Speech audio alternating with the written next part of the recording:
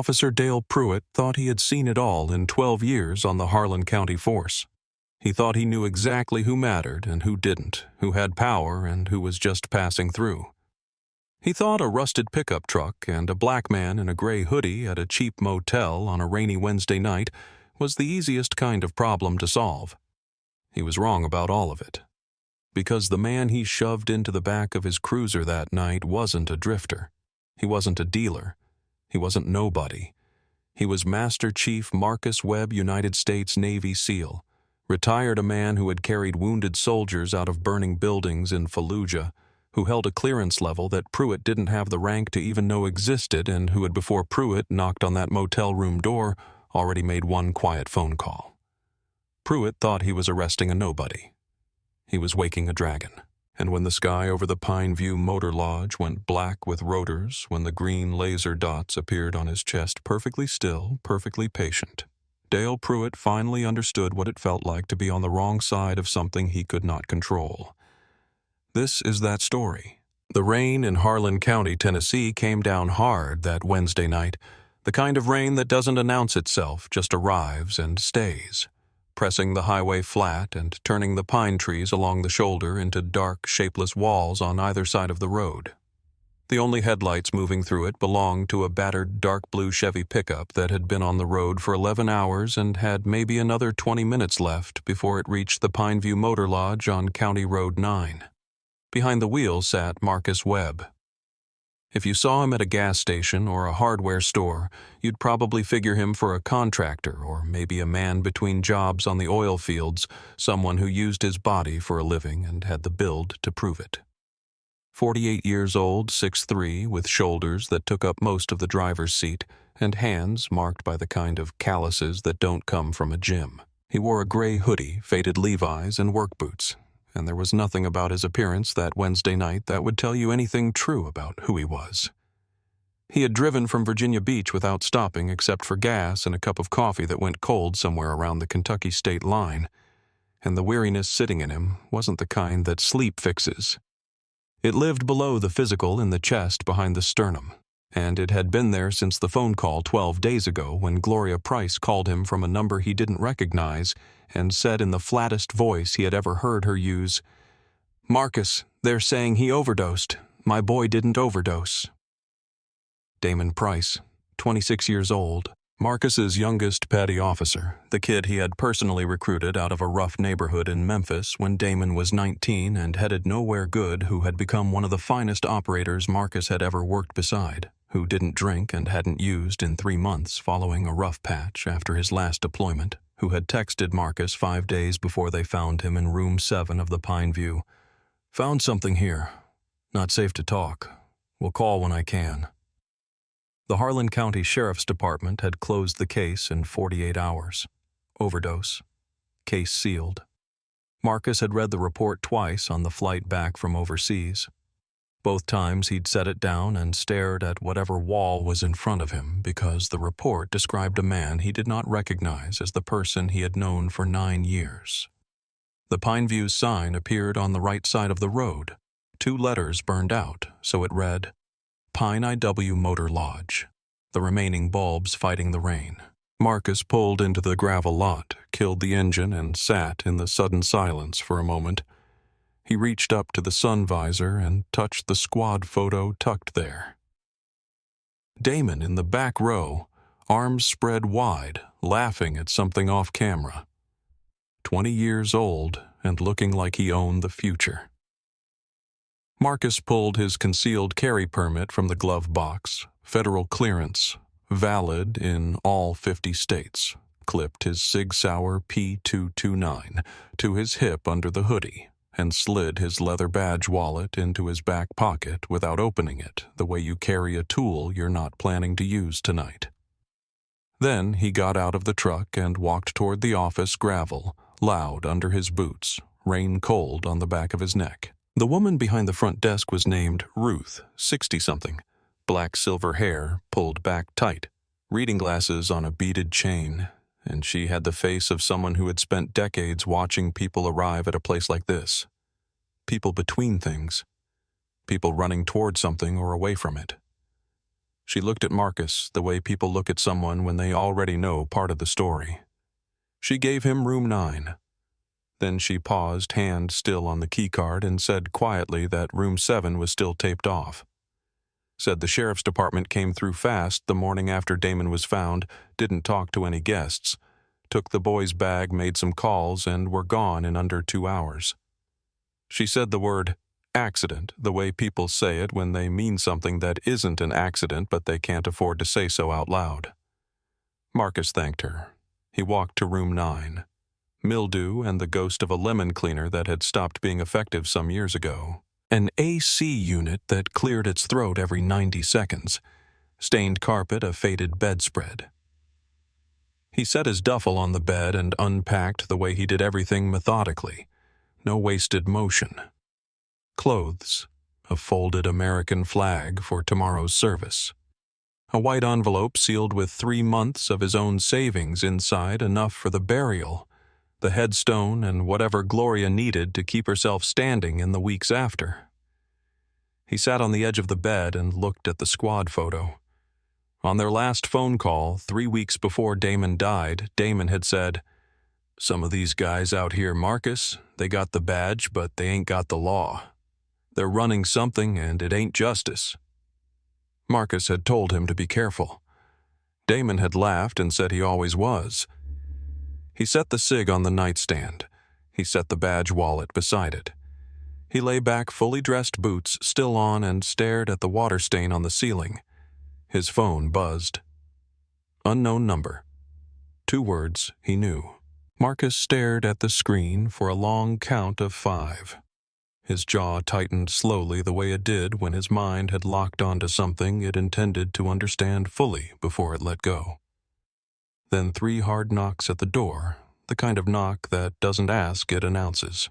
Officer Dale Pruitt had been parked behind the closed Sunoco station across the highway for 43 minutes when the dark blue Chevy pickup turned into the Pine View lot, and he sat up so fast that his coffee went over the rim of his travel mug and across his thigh, which he barely noticed.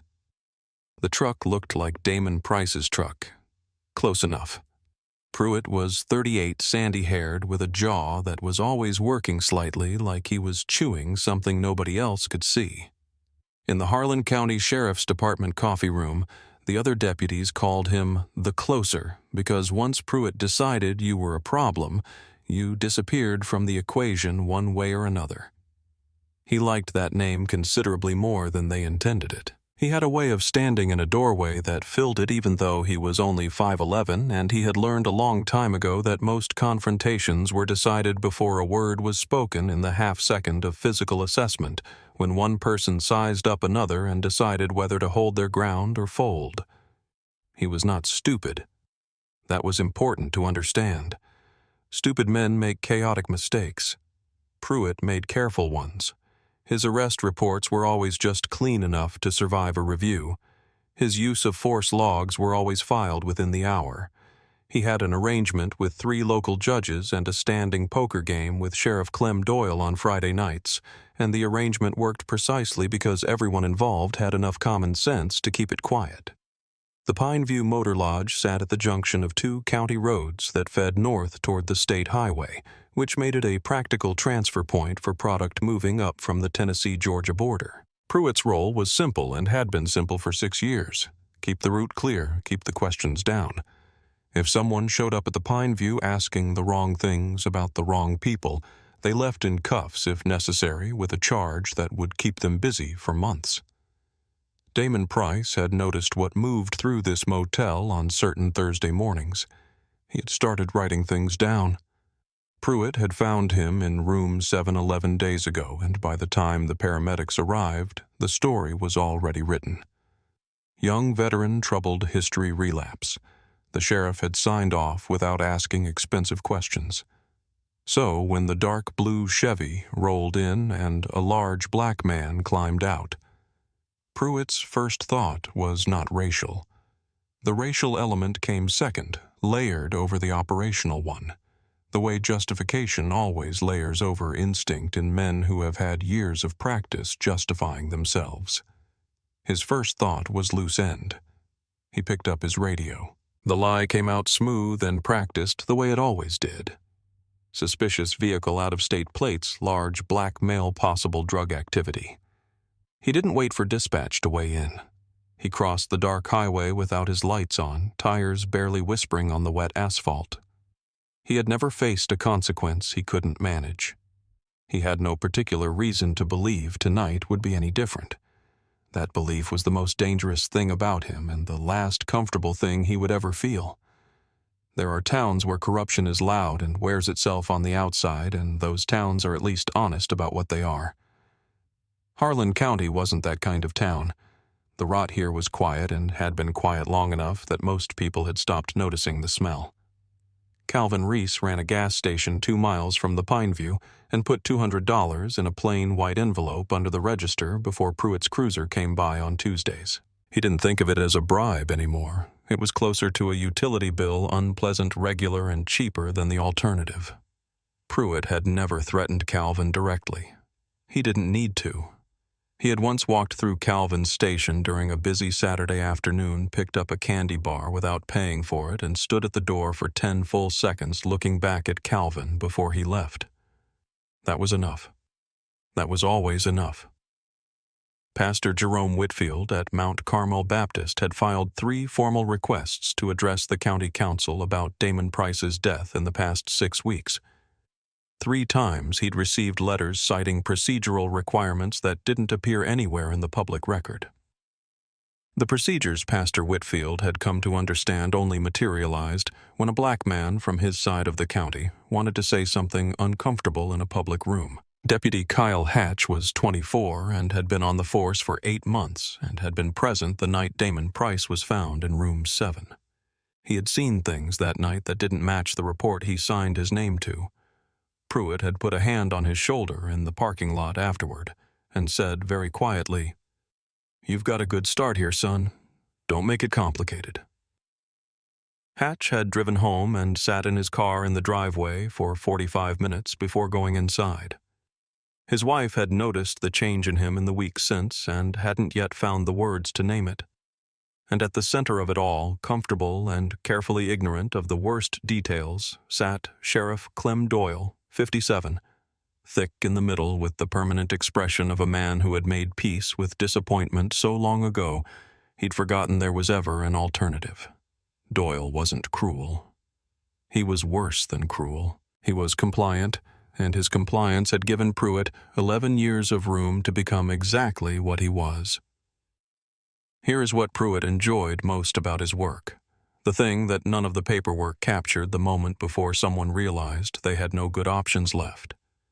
That 2-second window where you watched a person's face cycle through resistance calculation and surrender.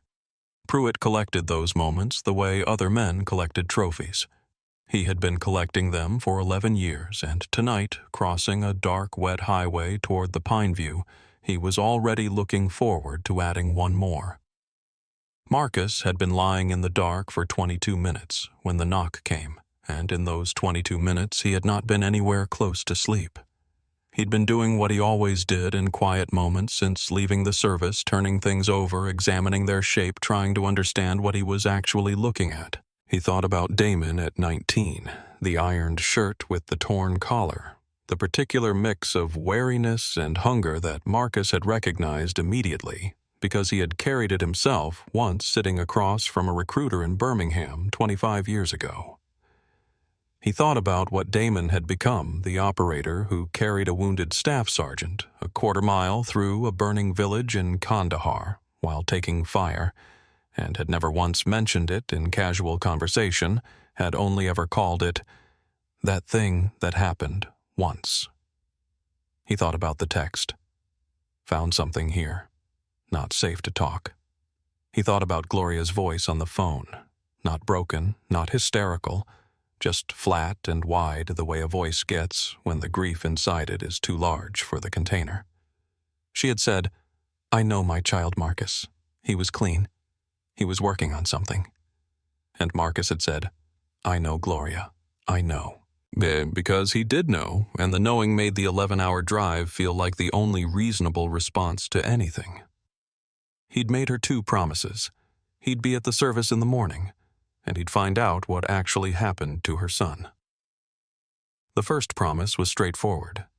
The second one was why he'd driven instead of flown, why he'd taken the same route Damon used, why he'd checked into the same motel, because truth has an address and you have to go stand at it before you can begin to understand what it holds.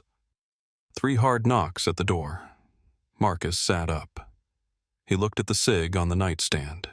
He looked at the badge wallet beside it. He left both where they were, stood up, rolled his shoulders once, and walked to the peephole. Through the fisheye lens, a uniform, a buzz cut, a jaw already set in the configuration of a man who has decided the outcome before the conversation begins. Marcus took one breath, let it out slowly. He put his hand on the door. Marcus opened the door on the chain, hands visible resting on the frame. Through the gap, he could see Pruitt's face clearly in the parking lot light, the flat assessing look in his eyes. The hand already resting on his holster before a word had passed between them, the way he leaned forward slightly to test the chain. "Can I help you, officer?" Marcus said, level, ordinary. "Open the door fully. We need to have a conversation." "About what?" "Reports of drug trafficking at this location involving a truck like yours. I need to check your ID and search the vehicle." The lie came out smooth, mechanical, a man reading from a script he'd memorized so long ago, it had become instinct. "I just arrived," Marcus said. "I'm here for a funeral. My truck is clean. I'm not consenting to a search." Something moved across Pruitt's face. Not quite anger, yet the early stage of it, the heat that comes when a man who expects compliance encounters something else instead. "I smell marijuana coming from the room," Pruitt said. "That gives me probable cause. Open the door or I kick it in for obstruction." Marcus looked at him. In the time it took Pruitt to finish that sentence, Marcus had run the numbers, distances, angles, reaction times, the gap between Pruitt's hand and his holster versus his own hand and the cig on the nightstand. He set all of it aside. He thought about the squad photo in the sun visor.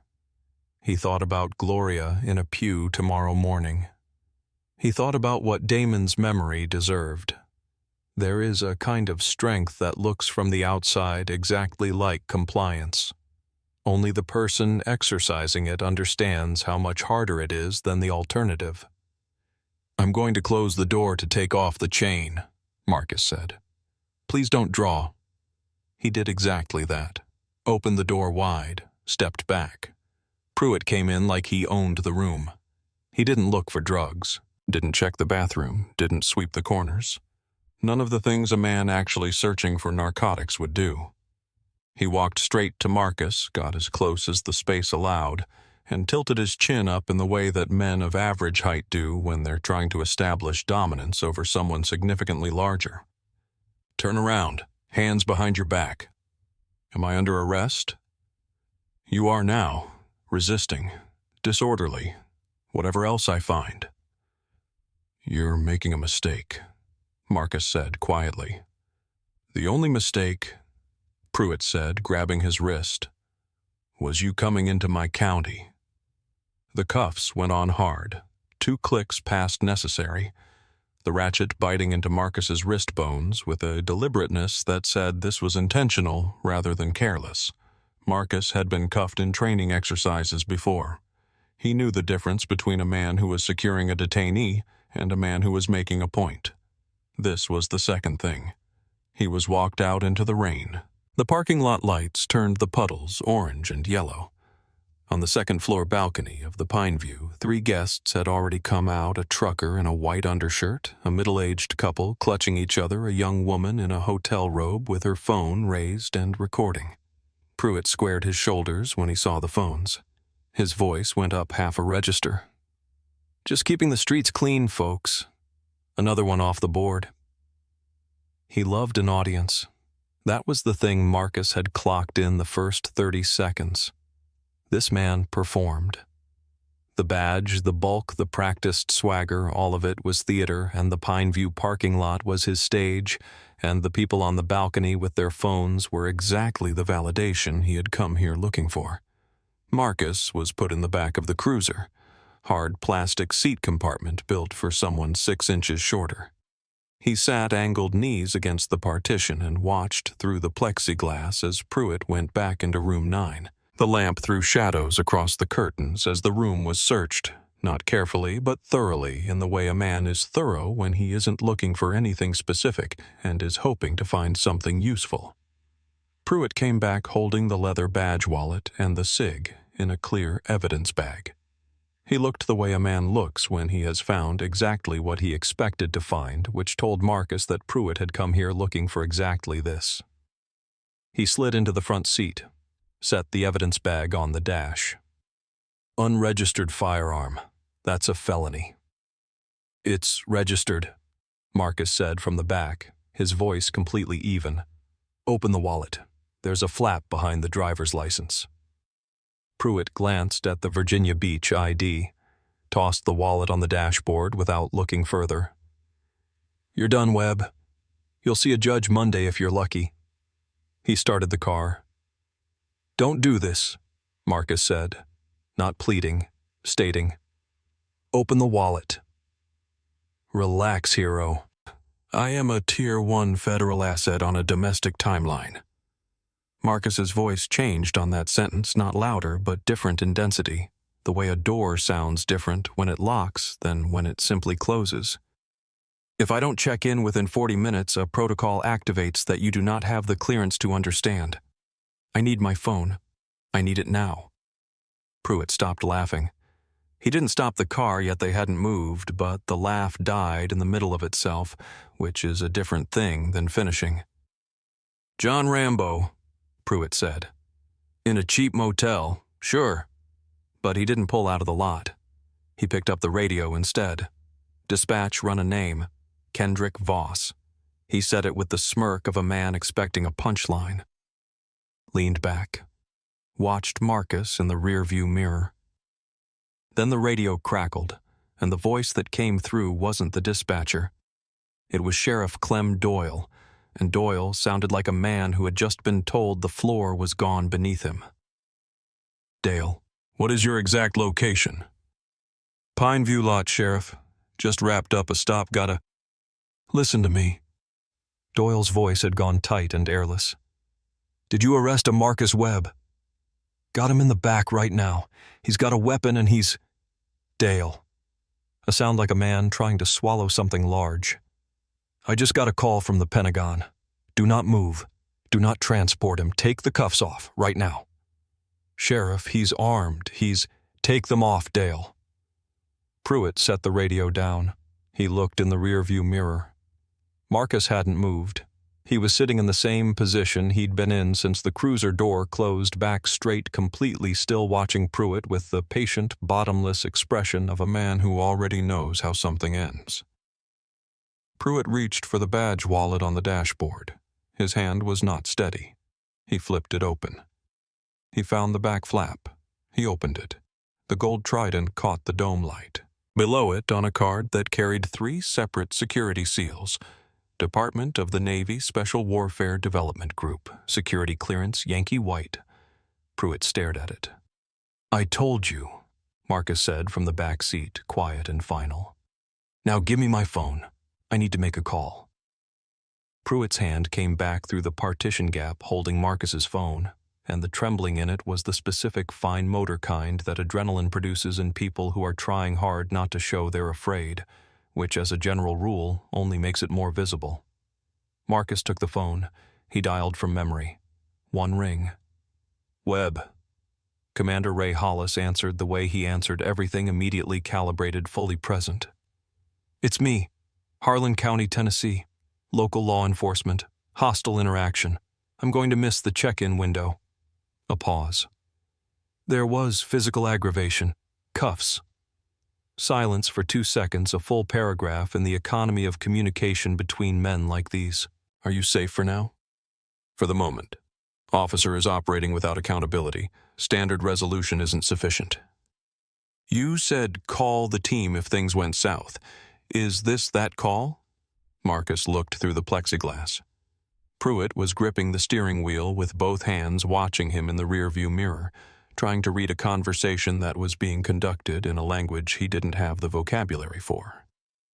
"Yes," Marcus said. "Call the team." He handed the phone back through the gap. Then he leaned his head back against the hard plastic seat and closed his eyes.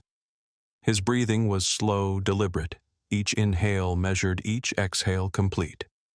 In the front seat, Pruitt's breathing was none of those things. "You think that scares me?" Pruitt muttered, though his voice had lost whatever edge it usually carried. "Somebody from the service shows up, thinks that gets you out of a felony. This is Harlan County, pal." Marcus opened one eye. Just one. "It's not your county anymore, officer," he said. "It's a landing zone." Outside, the rain was intensifying.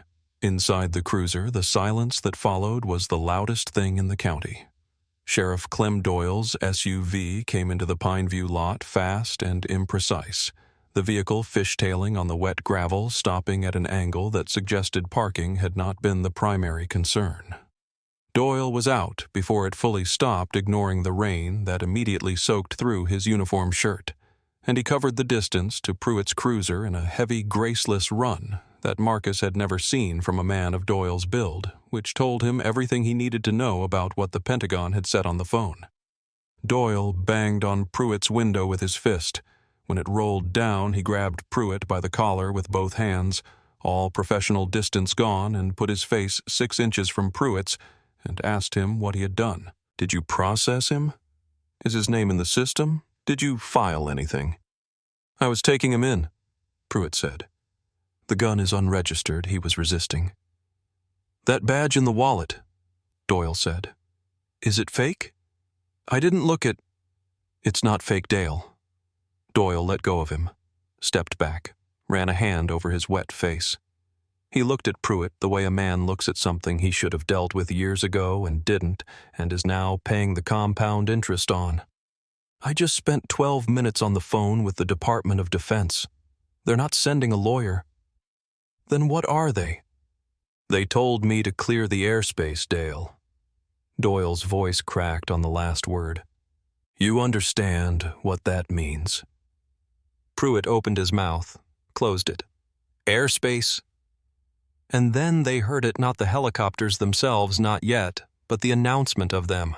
A vibration that began somewhere below the threshold of sound and rose through the body from the ground up, through the soles of the feet and the base of the spine, through the car door and the seat and the steering wheel.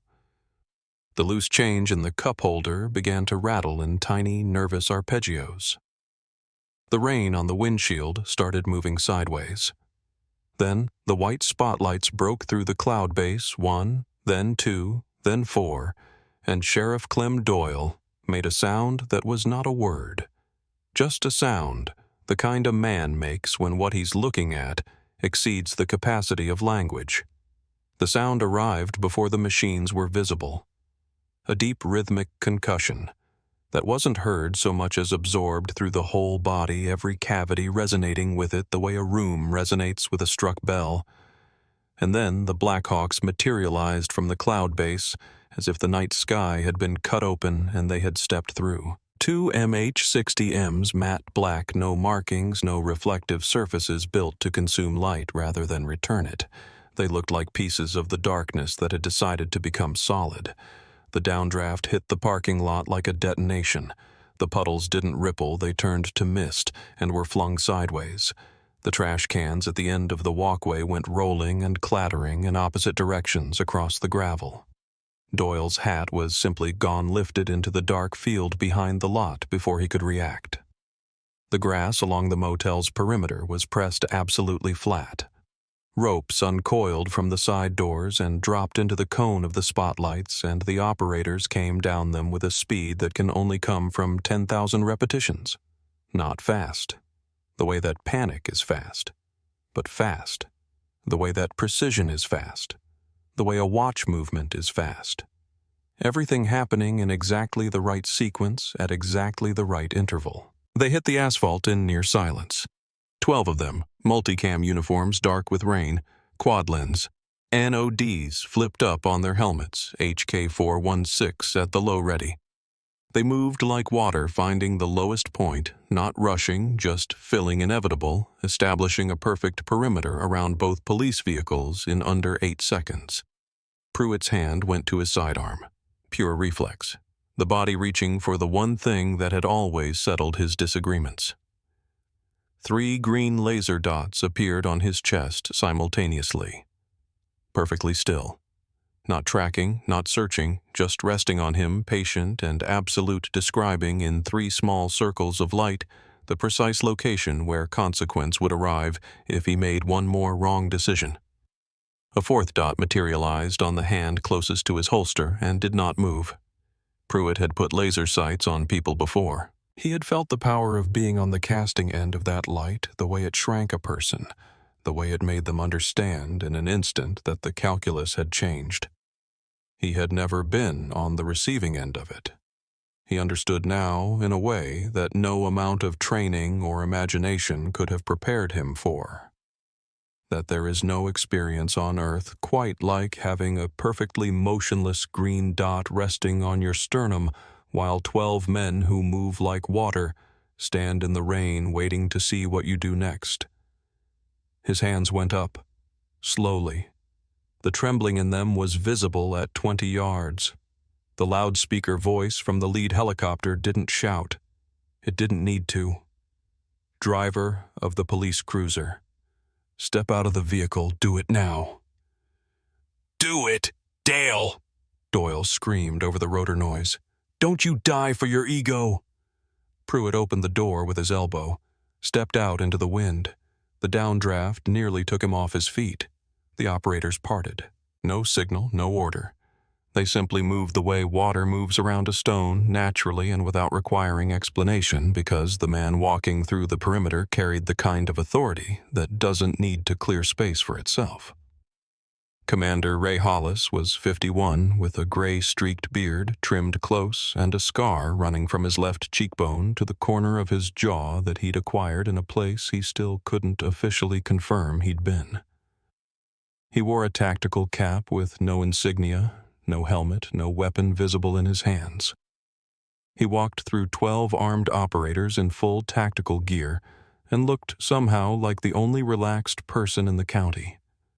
He walked past Pruitt as if Pruitt were a parking meter. Past Doyle, who instinctively stepped back. He went straight to the rear passenger door of the cruiser, put his hand on the handle, and opened it. He looked at Marcus. Marcus looked at him. A moment of silence, the kind that 2 people who have been in burning buildings together are allowed to have, full of things that don't require language because they were understood years ago. Then Hollis's eyes went to the cuffs. His expression didn't heat up. It went cold. Total and sudden, like a temperature drop, the warmth simply gone from his face, replaced by something precise and controlled and more frightening than anger for exactly that reason. He reached into his vest, produced bolt cutters, did not ask for the key, did not acknowledge Pruitt's existence, snapped the chain with one clean motion, and stepped back. Marcus stepped out of the cruiser, rolled his wrists slowly. Hollis watched his face the way a man catalogs information he intends to use. Then Hollis turned, slowly, and looked at Officer Dale Pruitt for the first time. "Who put the bracelets on him?" he said, and his voice was the quietest sound in the parking lot. Doyle pointed a trembling finger at Pruitt. Hollis walked over to Pruitt. He stood close inches and didn't raise his voice, which was worse, and he told Pruitt who he was looking at. Not the rank, not the clearance. The man. What Marcus Webb had done in the world, what it had cost him, and what it had preserved in people who were still alive tonight because of decisions Marcus had made in fractions of seconds, under conditions Pruitt could not imagine and would never be equipped to handle. Pruitt tried probable cause. Said he'd smelled marijuana. Said the gun looked unregistered. Hollis laughed once, a short flat sound with nothing warm in it. "We ran a spectral sweep of this lot on approach," he said. "The only narcotics trace in this zip code is coming from your trunk, officer. You want to explain that?" Pruitt's knees went soft. The motel guests on the balcony hadn't moved. 6 phones were still recording. By the time the sun came up, this parking lot would be everywhere, and there was nothing Dale Pruitt could do about any of it. Captain Donna Mercer, Judge Advocate General, stepped out of a black government SUV that had come in behind the second Blackhawk. Sharp dark hair glasses briefcase, she moved with the unhurried certainty of someone who had already won and was simply arriving at the location where she intended to make that official. She went to Marcus first. Injuries. Bruised wrists, otherwise fine.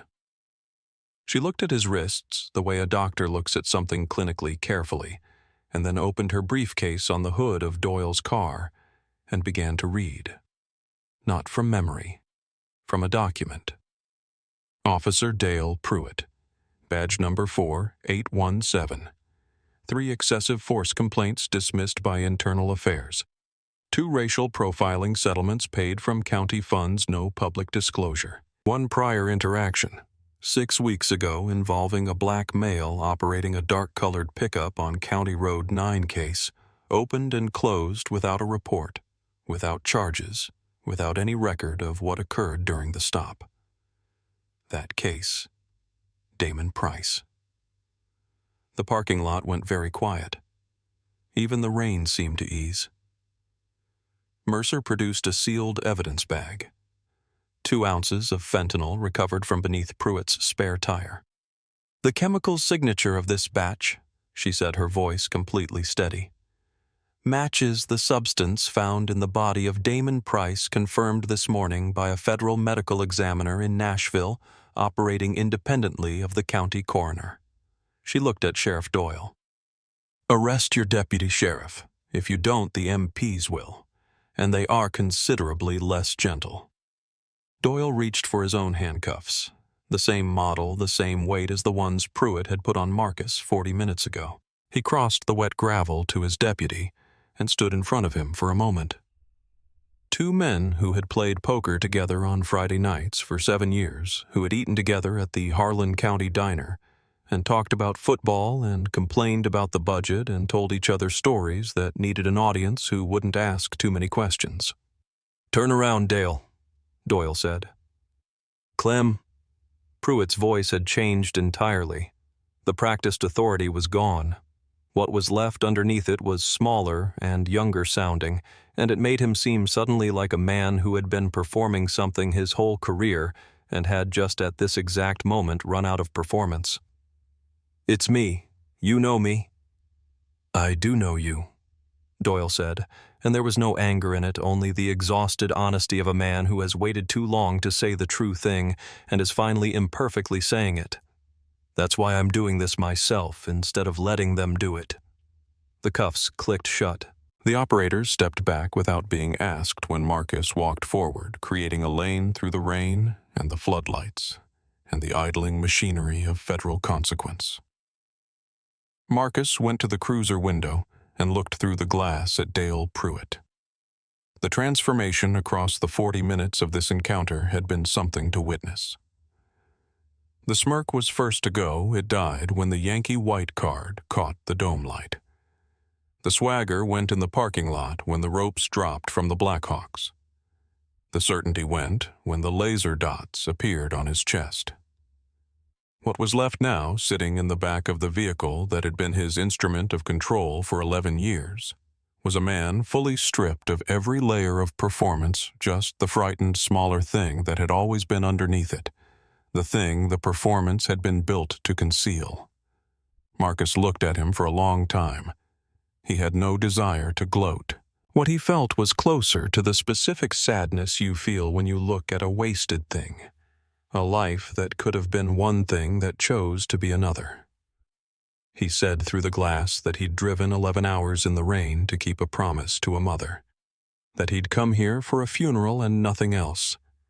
That every step of everything that had just happened in this parking lot was a choice Pruitt had made, starting with the first lie he told Dispatch, and that Pruitt was going to spend a long time living inside those choices, which was the only real consequence anything carries. He stood, tapped the roof of the car twice. As the cruiser pulled away, a news van appeared at the far edge of the lot satellite dish, already deploying. Then a second one. The story was already out, Navy SEAL veteran arrested by small-town cop. The headline was already writing itself. Mercer set up a mobile command station in the Pineview parking lot. 2 folding tables, a satellite uplink, and a technician who worked with the focused, unhurried precision of someone who had done this in worse conditions. She went through Pruitt's personnel file the way a surgeon goes through tissue, separating what was clean from what wasn't. And there was considerably less of the former than Harlan County's official record would have suggested.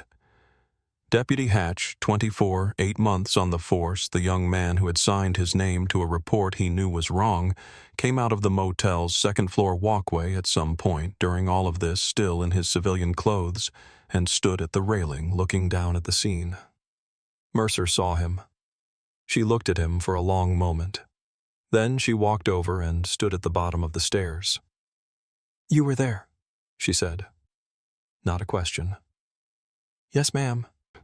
"Do you want to tell me what you saw?" Hatch was quiet for what felt like a long time. Then he came down the stairs.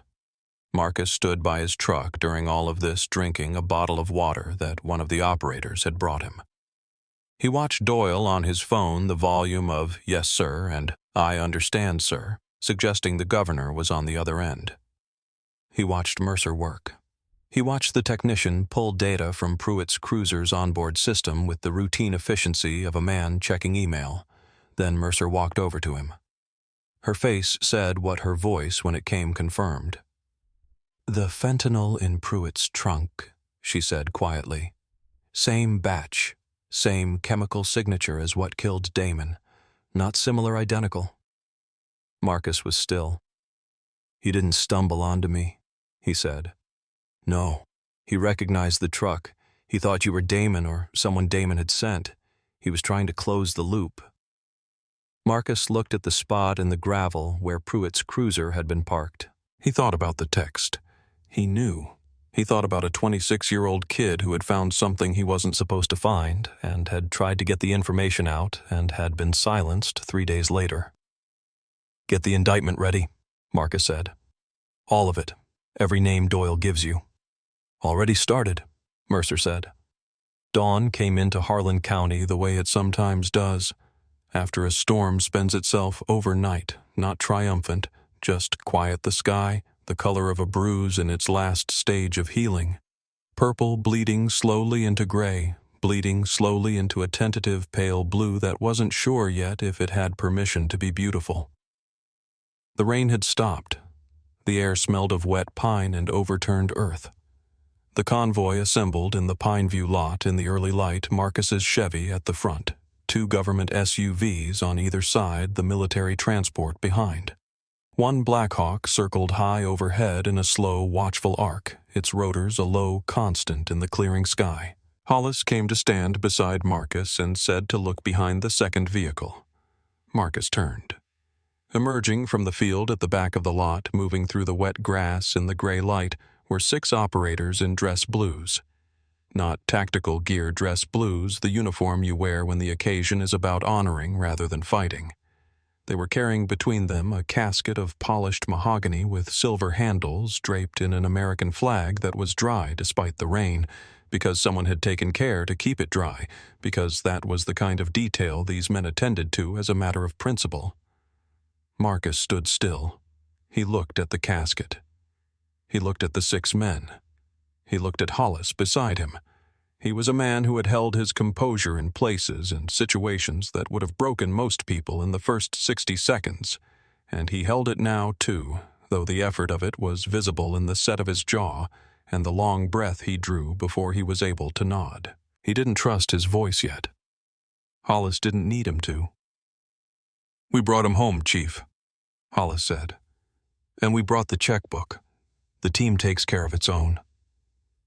The convoy moved through the hollows of Harlan County in the early morning, through the parts of town that the county's official story about itself tended to omit, the clapboard houses with peeling paint and carefully tended front gardens, the kind of neighborhood where people have built lives from whatever was available and have given those lives a dignity that the circumstances didn't always make easy.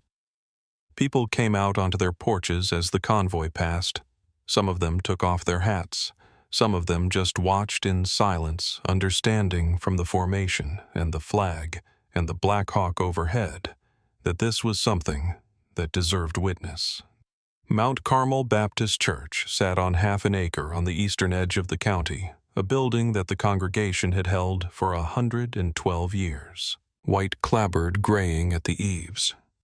A steeple that listed 5 degrees to the left, as if it were perpetually asking a question of the sky, and grounds that were swept clean, and flower boxes that were tended with care, a place that contained more dignity than its materials would suggest.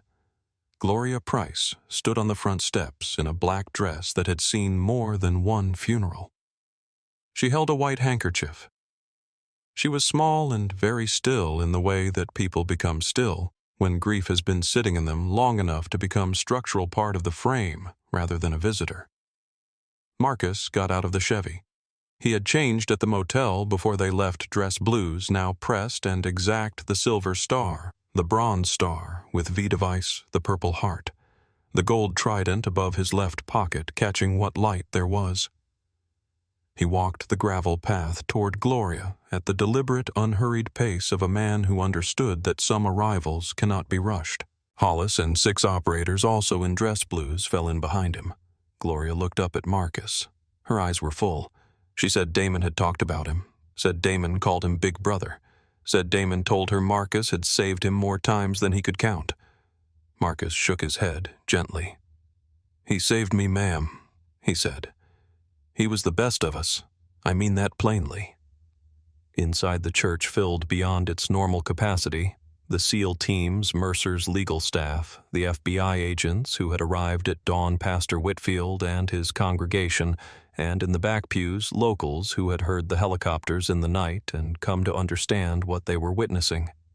The air in the building had the particular quality of a room in which something important is about to be said, and everyone present could feel it before anyone spoke. Marcus took the pulpit at the start of the eulogy, and the church went quiet the way churches do when something important is coming, not hushedly quiet, but completely quiet, the way a held breath is different from a slow exhale. He gripped the wood. He looked out at the congregation, at the faces he knew and the faces he didn't, at the county deputies standing by the back doors who had not known when they walked in here this morning what they were about to hear. "Damon Price did not die of an overdose," Marcus said. The silence in the room changed texture. Gloria made a sound that had been held in too long to come out cleanly. Marcus said that a federal medical examiner in Nashville had completed an independent toxicology review. That the review confirmed a lethal dose of fentanyl had been administered forcibly, not self-administered. That the substance matched identically the batch recovered from the trunk of the man who had closed this case in 48 hours and called it an accident. That Damon had found the pipeline. That Damon had tried to get the information out. That he had texted Marcus and had been silenced 3 days later. He looked at the deputies by the back doors. They did not move. He looked at Gloria, and his voice, when he continued, was quieter. "We didn't come here just to bury him," he said. "We came to finish what he started." Outside, the 3-volley salute. The crack of rifles in the morning air, once, twice, 3 times, echoing off the distant hills. Then taps a young sailor who had driven through the night, the notes moving over the wet grass in the county that was finally beginning to hear the truth.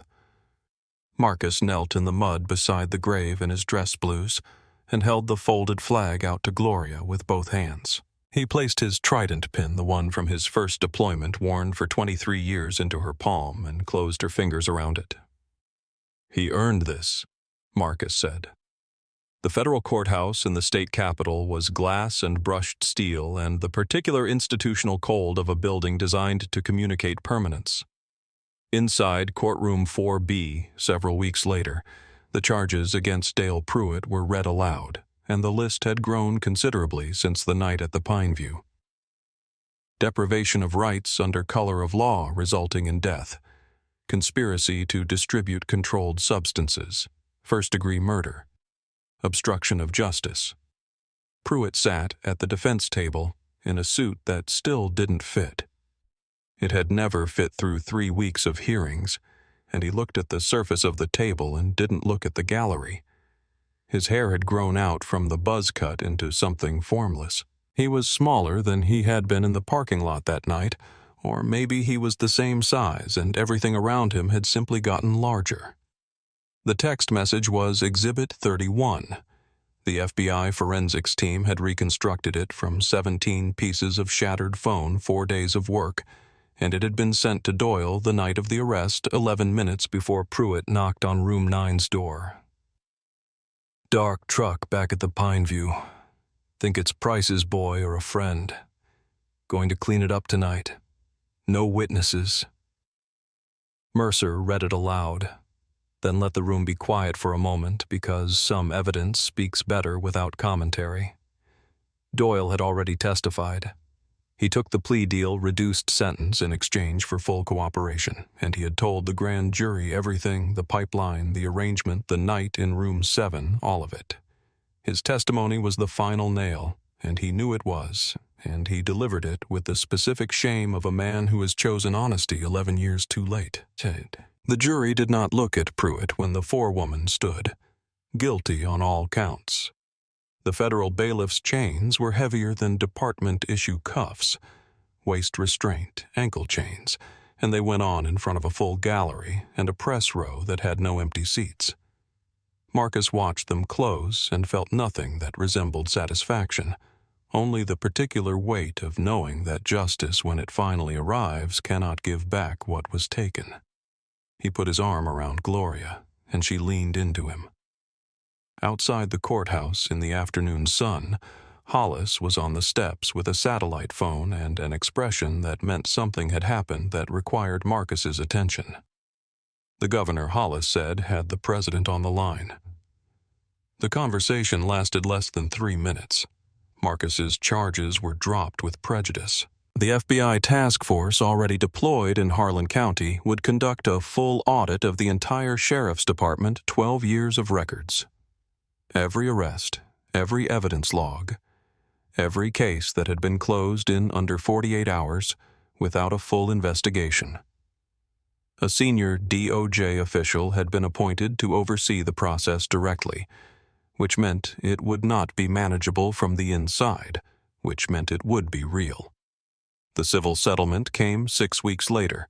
Harlan County did not contest it. $38 million, wrongful arrest, civil rights violations, wrongful death on Damon Price's behalf, with Gloria Price as beneficiary. The entire sheriff's department was dissolved by state order and replaced with an interim force under state oversight, while a new properly vetted department was built from the ground up. Marcus walked past the press on the courthouse steps, a wall of microphones and cameras, everyone wanting the hero moment, the righteous quote, and got into his truck. The same rusted dark blue Chevy he had driven to Harlan County on that rainy Wednesday night. He sat behind the wheel for a moment in the afternoon quiet, the way he had sat in the Pineview parking lot before any of this began, and he felt the full circle of it.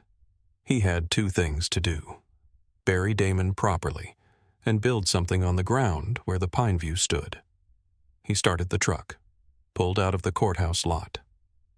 The highway opened up in front of him, clean and clear and lit by afternoon sun, and for the first time in 12 days the weight behind his sternum had shifted, not gone, but changed in quality the way grief changes when it finds a purpose to attach itself to.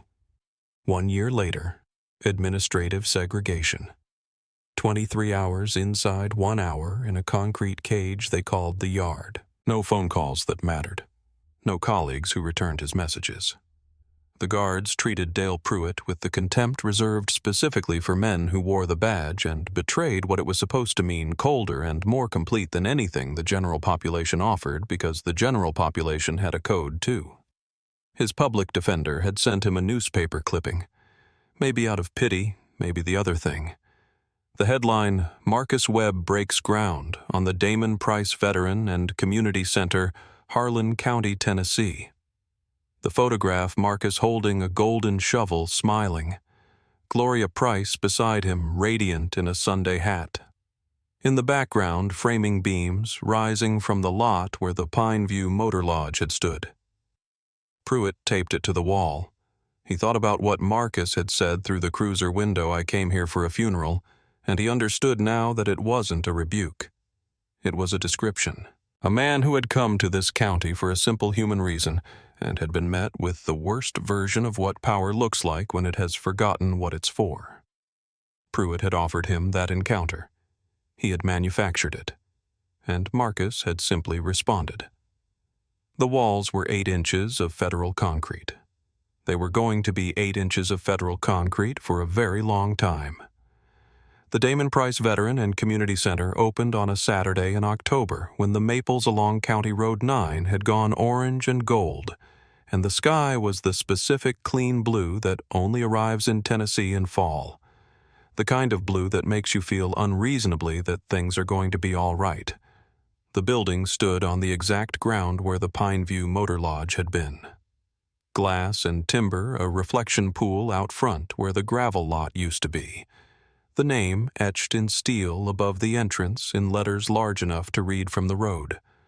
The parking lot was full of families, kids on the new soccer fields, veterans from 3 different wars at the benches by the water talking in the easy shorthand of people who don't need to explain the context of what they've been through. Gloria Price, Director of Outreach. 43 enrolled participants in the youth program in the first 3 months moved through the atrium with the focused warmth of a woman who has converted grief into purpose and found that it's better fuel than anything else. Marcus stood at the podium in a simple dark suit. No medals, no uniform, just a citizen. He told the crowd 3 things briefly. He'd come to this county to bury a brother. He'd been arrested 100 yards from where he was standing and told he was nobody. And he'd built this place so that word nobody would never go unchallenged in Harlan County again. Hollis and 4 members of the team came in through the side door in civilian clothes. The children immediately surrounded them because children always know who the interesting people are. Above the glass skylight, one Blackhawk made a single, slow pass, not threatening, not dramatic, just present a salute from the sky to the ground below. Marcus left the podium and went to sit with Gloria in the front row. He looked at the portrait of Damon mounted above the reception desk, 20 years old, arms spread wide, laughing at something just off camera. He said not to the crowd, but to Gloria quietly, "Damon would have fixed everything in this building for free. He was good like that." Gloria laughed through tears. It was the most fully human sound in the room. Marcus put his arm around her, and outside the maples burned orange and gold, and the reflection pool caught the October sky and held it. He had kept his promise. That was enough. That was everything.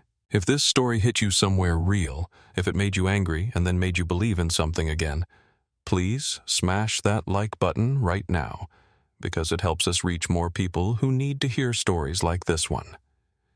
And if you want more stories about justice that doesn't come easy, about quiet people with unbreakable backbones, subscribe to our channel and ring that bell so you never miss what's coming next. We have a story dropping next week about a federal judge who thought he could bully the wrong single mother in his own courtroom. You will not see the ending coming. Share this video with someone who needs to be reminded that nobody is ever really a nobody. Thanks for watching. Stay safe, stand tall, and watch your 6.